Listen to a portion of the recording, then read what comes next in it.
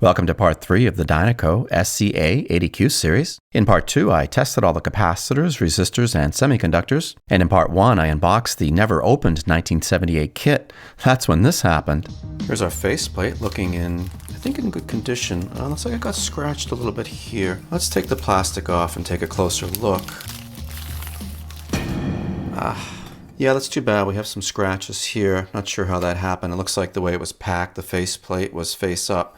So, got some dings here. Oh, and it's bent as well. That is disappointing. Okay, so in this episode, I'll try to fix the faceplate. First, I'll protect it with some masking tape.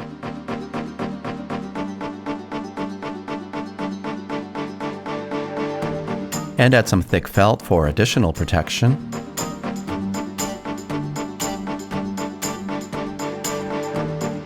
Now I'll place the faceplate in my vise and gently straighten the bend.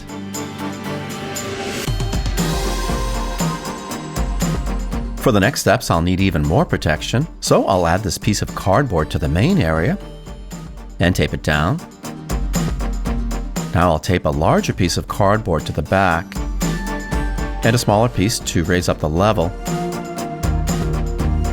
On top of that, I'll add one more piece of cardboard so that only the raised, scratched areas are exposed. To remove the scratches, I'll use a bench grinder, but not with a grinding wheel. That's way too much. Instead, I'll use a wire brush wheel, a sisal wheel with Tripoli polishing compound, and a soft buff wheel with white rouge compound. I'll use the wire wheel first. This will remove a lot of material fast to cut through the deep scratches. It'll leave the surface very rough. Let's begin.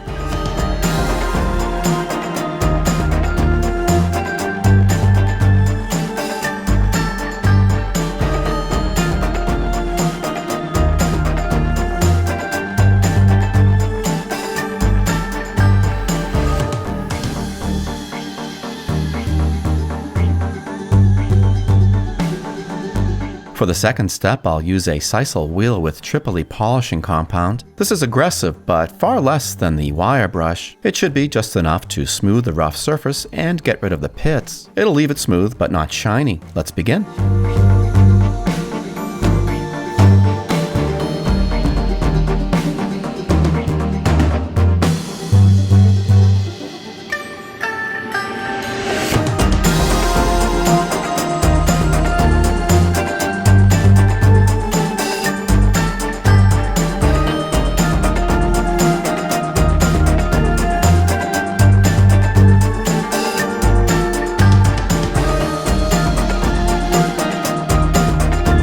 Almost there, but I still need a final step. I'll use a soft buff wheel now with white rouge compound, and this should hopefully polish the metal to a bright shine using just a gentle amount of abrasion. Let's see if it works.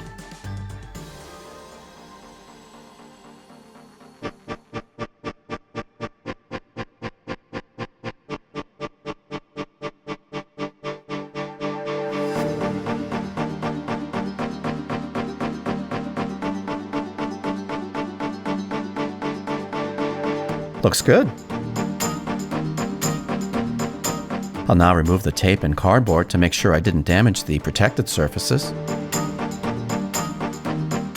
So, can the scratched and bent faceplate be fixed? Yes, it can. Here's the before and after.